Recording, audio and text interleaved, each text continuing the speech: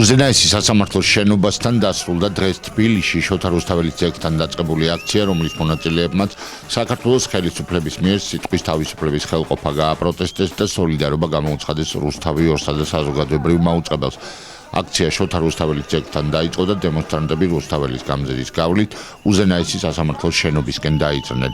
აქციაში ახლახან შექმნილი საკოორდინაციო საბჭოს წევრებიც მონაწილეობდნენ, სადაც 8 პოლიტიკური პარტია გაერთიანდა. მათი წარმომადგენლების თქმით, საზოგადოება არ დაუშვებს რუსთავი ორის ხელყოფას და დაიცავს საზოგადოებრივ მაუწყებელსაც. აქციის მთავარი მესიჯი თავდაცვიდან თავდასხმაზე გადასვლა იყო. ივანიშვილო, შენამდეც მოვალთ, წარწერილი იყო ერთ-ერთ პლაკატზე. აქციის მონაწილეები ერთხმად მიუთითებდნენ, რომ რუსთავი ორზე ზეწოლა სწორედ ბიძინა ივანიშვილის დავალებით მიმდინარეობს და ასევე სწორედ ოლიგარქი დგას იმ პროცესების უკან, რაც საზოგადოებრივ მაუწყებელში დაიწყო. მოლოდინი ცალსახად საფრთხის შემცველია იმ ფაქტორების გათვალისწინებით, რაც ჩვენ ვიხილეთ რუსთავი ორის ეთერში, გულისხმობ მოსამართლეებზე ზეწოლის ფაქტები, სახელმწიფო ბიუჯეტიდან მოსამართლის მოსყიდვის ფაქტი, მხოლოდ ერთისკენ მიუთითებს, რომ არასასურველი საზოგადოებისთვის, არასასურველი შედეგის მოლოდინი ლეგიტიმურია, აქედან გამომდინარე დღევანდელი აქცია სწორედ გახლავთ გამაფრთხილებელი აქცია, რომელმაც უნდა უზრუნველყოს ქართული ხალხის ნების დაცვა.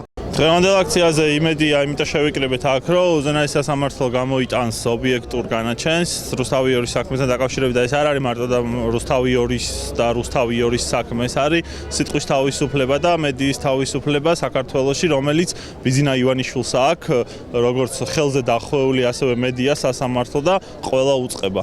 ხელისუფლებას აქვს გადაწყვეტილი ქვეყნის ღალატი, ხელისუფლებას აქვს გადაწყვეტილი სახელმწიფოს მოშლა, მისი ტერიტორიული მთლიანობის ხელყოფა, დემოკრატიის დასამარება და დღეს აქ მოსული ვართ იმისათვის, რომ რუსთავი ორის სახით ჩვენ დავიცვათ ჩვენი დემოკრატია და ჩვენი სახელმწიფოებრიობა. ვარ ღრმად დარწმუნებული, რომ ხელისუფლება სანამ არ დაინახავს ძალას, სანამ არ დაინახავს პროტესტს რეალურს, მანამდე აი მუზნეობაში ვიქნებით. მანამდე იქნება ცდილობა რუსთავი ორის გაუქმებით, მანამდე იქნება ცდილობა რომ პირველი არხი ჩაიდო ჯიბეში ივანიშვილმა და ასე დღეში იქნება მუდმივად სანამ არ დაინახავს დიდ ძალას. ჩვენ ქართველი ხალხი არ მისცემს საშუალებას და უფლებას ივანიშვილს რომ ხელში ჩაიგდოს რუსთავი ორი და შებრალოს გამოხატვის თავისუფლება. ეს არის ფუნდამენტი, რომელზეც სახელმწიფო დგას და მეორე მხრივ ჩვენ უცხადებთ სოლიდარობას იმ მოსამართლეებს, ვისაც აქვს ვინც გამოხატა დამოუკიდებელი, მიერუკერძოებული და ღირსეული პოზიცია. ბიძინა ივანიშვილი დღეს საქართველოში აუქმებს თავისუფალ სიტყვას და ხდება მთელი მედია ველის მონოპოლიზაცია. ამიტომ გავაკეთებთ ყველაფერს იმისათვის, რომ დავიცვათ თავისუფალი სიტყვა და შესაბამისად დავიცვათ სახელმწიფოებრივი საფუძვლები ჩვენი ქვეყნის. მოლოდინი გვაქვს ერთადერთის, რომ ხალხი არ მივცემთ, საქართველოს მოსახლეობა არ მივცემთ უფლებას ბიძინა ივანიშვილს წაიღოს თავისუფალი სიტყვის ბოლო ბასტიონი, რუსთავი ორი. ის რაც ხდება რუსთავი ორთან, ეს არ არის რუსთავი ორის გარჩემო, ეს არ არის რუსთავი ორის პრობლემა, ეს არის სიტყვის თავისუფლების პრობლემა, ეს არის ჩვენი მომავლის პრობლემა, ეს არის ჩვენი სამშობლოს მომავლის პრობლემა, ეს არის ჩვენი შვილების მომავლის პრობლემა. დავიცავთ თავისუფლებას, დავიცავთ, ვერ დავიცავთ, აი ზუსტადაც ამ პლაკატზე მივიღებთ იმას. ივანიშვილმა წაიღო ყველაფერი აბსოლუტურად და ბოლო თავისუფალი სიტყვის აღებას ცდილობს, ეს მას არ გამოუვა. ხელისუფლებამ ყველა ძალას უნდა მიმართოს, რომ საზოგადოებრივ მაუწყებელთან დაკავშირებული პროცესები არ იყოს უმართავი. სახალხო დამცველი საზოგადოებრივი მაუწყებლის შესახებ კომენტარს აკეთებს. უჩანანუაშვილის თქმით, მაუწყებელთან დაკავშირებული პრობლემები საზოგადოების მენეჯმენტისა და იქ მომუშავე თანამშრომლების ჩართულობით უნდა მოგვარდეს.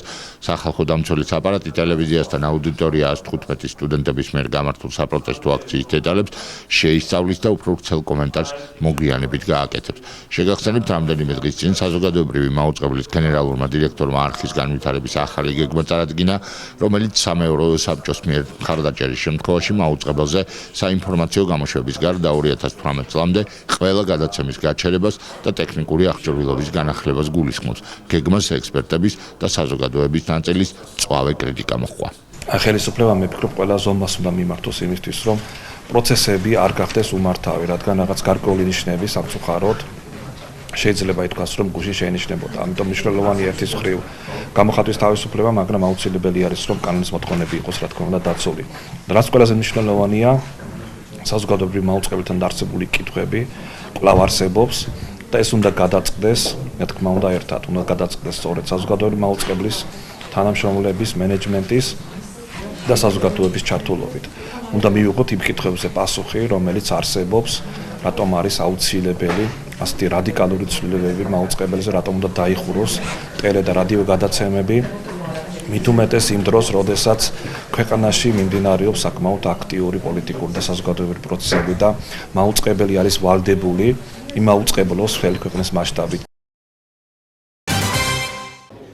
გაუგებარია, რატომ არ მოხდა საქართველოს პარლამენტის მხრიდან პრეზიდენტის მოტივირებული შენიშვნების გაზიარება. ამის შესახებ პრეზიდენტის ადმინისტრაციის უფროსმა გიორგი აბაშიშვილმა განაცხადა. მისი თქმით, პრეზიდენტის მოტივირებული წერილი, რომელიც პარლამენტმა არ გაითვალისწინა, მიზნად ისახავდა სასამართლო სისტემის დამოუკიდებლობასა და დაცულობის ხარისხის ზრდას. აბაშიშვილის განცხადებით, შენიშვნები ძირითადად სასამართლო სისტემასთან დაკავშირებით ვენეციის კომისიის პრინციპულ მოსაზრებებს ემყარებოდა. პრეზიდენტის ადმინისტრაციის უფროსის შეფასებით, მნიშვნელოვანი იყო უმრავლესობას მონაწილეობა მიეღო პრეზიდენტის შეთავაზებაში კონსულტაციებთან დაკავშირებით, რათა საკანონმდებლო ორგანოს უკეთესი კანონმდებლობა მიეღო. პარლამენტმა საერთო სასამართლოების შესახებ კანონპროექტთან დაკავშირებით პრეზიდენტის მოტივირებული შენიშვნები არ გაიზიარა და მის მიერ კანონპროექტზე დადებული ვეტო 97 ხმით დაძლია. გაუგებარია თუ რატომ არ მოხდა საქართველოს პარლამენტის მხრიდან საქართველოს პრეზიდენტის მოტივირებული შენიშვნების გაზიარება, რომელიც მიზნად ისახავდა სასამართლო სისტემის დამოუკიდებლობისა და დაცულობის ხარისხის ზრდას და რომელიც ძირითადში ემყარებოდა ვენეციის კომისიის ძალიან პრინციპულ მოსაზრებებს სწორედ სასამართლო სისტემასთან დაკავშირებით. თბილისის ივანე ჯავახიშვილის სახელობის სახელმწიფო უნივერსიტეტის მერვე კორპუსში აფხაზური ბიბლიოთეკა გაიხსნა, სადაც წარმოდგენილია აფხაზური წიგნები, რომლებიც ჩვენი საზოგადოებისთვის ნაკლებად ხელმისაწვდომია. ახალ ბიბლიოთეკაში წარმოდგენილი წიგნების უმეტესობა აფხაზეთის ავტონომიურ რესპუბლიკაშია დაბეჭდილი. მათი თემა მოიცავს როგორც პოლიტიკურ ლიტერატურას, ისე კონფლიქტოლოგიისა და ისტორიულ კვლევა-ძიებებს. ღონისძიების ორგანიზატორებს მიაჩნიათ, რომ მსგავსი ნაბიჯები კიდევ უფრო გააღრმავებს აფხაზ ხალხთან ურთიერთობებს და ხელშეუწყობს შერიგების პროცესს.